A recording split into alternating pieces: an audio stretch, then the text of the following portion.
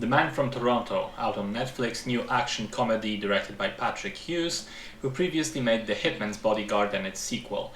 This film stars Kevin Hart and Woody Harrelson, and it's very much in a similar vein as those two Hitman movies, of pairing two characters, one of whom is a deadly and serious assassin, and the other a bumbling, incompetent fool who's out of his depth. This time around, it's a classic case of mistaken identity.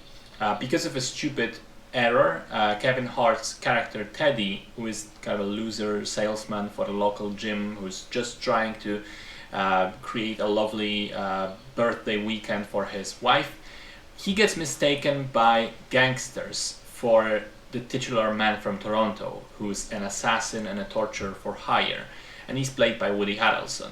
And even though the misunderstanding is pretty quickly cleared between the two of them and the FBI, the bad guys behind the whole situation are still not in the know. And so Harrelson wants his money, FBI wants to capture the bad guys, and they all have to sort of rely on Kevin Hart, on Teddy, to keep pretending. So, I mean, it's pretty much what you would expect from a Kevin Hart comedy. Lots of shouting, lots of physical comedy, and Hart playing the fool. It's not exactly my brand of comedy, if I'm being honest, and I felt a lot of the jokes landed flat for me, but admittedly, there were also some ones that landed. I think the two central leads have good chemistry, which helps carry the film somewhat.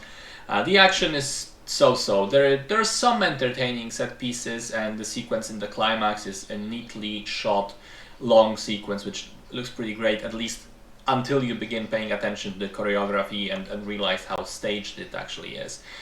Some other sequences are wonky. There are also several cases of terrible, just terrible green screen.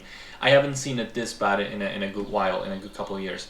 And also, as a sort of interesting side note, the role of the assassin was originally going to be played by Jason Statham before it went to Harrelson, and I feel this is the biggest loss here, because I kept imagining Statham in the role, and I'm damn sure it would be a repeat of his hilarious comedic turn in Spy, which was nothing short of genius to me, and seeing more of that same type of deadly serious, tough guy character pushed into absurdity would have made the film 3 times as good as it is.